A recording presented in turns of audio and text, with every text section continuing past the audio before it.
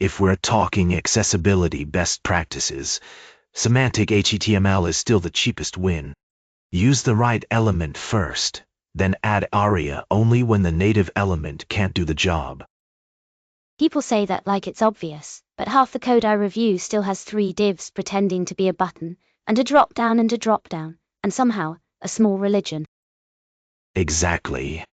A screen reader can infer a lot from headings, landmarks, lists, buttons, links.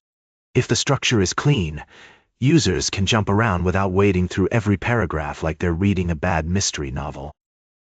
You're assuming developers actually use landmarks correctly.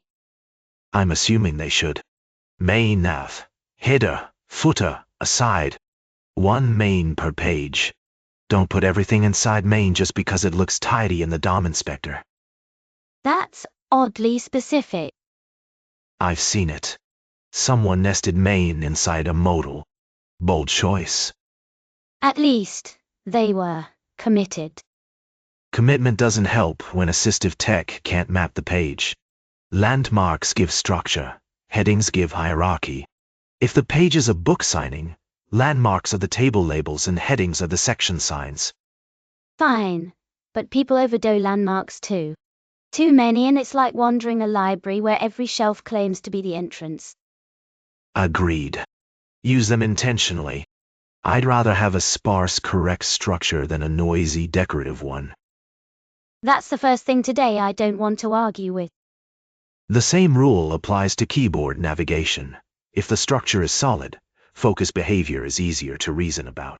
Start with native controls, then make sure the tab order matches the visual order. That's where teams get sloppy. They'll ship something that looks polished with a mouse, and then the keyboard path feels like trying to cross a room full of stacked chairs. Or worse, the focus disappears. If a modal opens, focus needs to move into it and stay there until it closes. On dismiss, return focus to the trigger.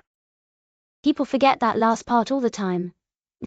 Then users close the dialog and land somewhere random, like the app is playing a prank. Focus indicators matter too.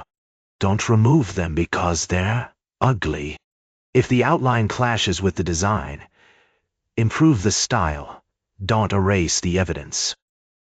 You say that like someone on your team once did it. Multiple someones. I'm still suspicious of any style sheet that starts with outline. None. Fair. And keyboard traps? Unacceptable, unless they're intentional and temporary, like a menu that correctly wraps focus. If I can't tab out, something's broken. Or the interface is just determined to keep me there forever. Very romantic, very illegal. Once focus is handled, the next easy failure is visual communication.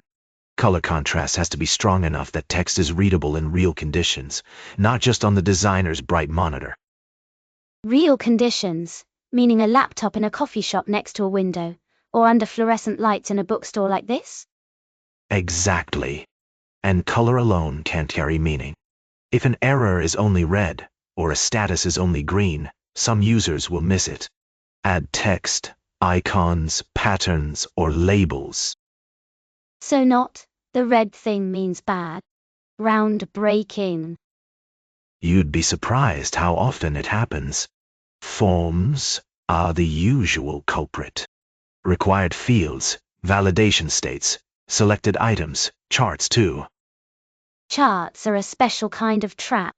People love making them pretty and then forgetting that not everyone can tell teal from blue from slightly more expensive teal. Labels, trends, numbers, and direct annotations help. And contrast isn't just text on background. It matters for buttons, borders, focus states, everything. Which means the pale gray placeholder text that everyone insists is subtle is usually just unreadable. Usually, yes.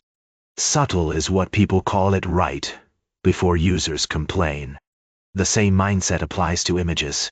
If an image conveys information, it needs alt text that tells the same story briefly and accurately. Briefly is doing a lot of work there. Some alt text reads like someone tried to describe the entire photo album in one breath. Alt text isn't a caption dump. It should be functional. If the image is decorative, leave it empty so screen readers skip it. And if it's a chart or a screenshot, Then the alt text should say what matters, not every pixel. For a chart, maybe the trend or conclusion. For a screenshot, the key, iwi state, or instruction. If detail is important, put the longer description nearby. so image of a graph is useless, but sales rose steadily after the redesign actually helped. Right. Context decides the level of detail. A product image on an e-commerce page needs enough description to distinguish it. A company logo in the header usually doesn't need much beyond the brand name. I still think people use alt text as an afterthought because they only notice it when a checker flags it. Which is exactly when it's too late. If the content matters, describe it before it ships. Forms are where accessibility either holds together or falls apart. Every input needs a visible label, and placeholders are not labels no matter how much someone wants them to be. I've had that argument. Usually with someone who says, but it looks cleaner. Cleaner for whom? If a label disappears once you start typing, users lose context. And help text should be tied to the field, not hidden in a tooltip no one can reach. Tooltips are a nice way to make people work harder for information they already need it. Exactly. Error messages need to be specific, polite, and placed where they'll be found. Invalid input is not helpful. Password must be at least 12 characters is. And if the form fails, don't just flash a red banner and call it a day. Move focus to the summary, then point users back to the fields that need fixing. Right. Also, don't wipe out everything they entered. That's punishment, not validation. Teams still do that? More than they should. I'm always suspicious of a form that forgets everything after one typo.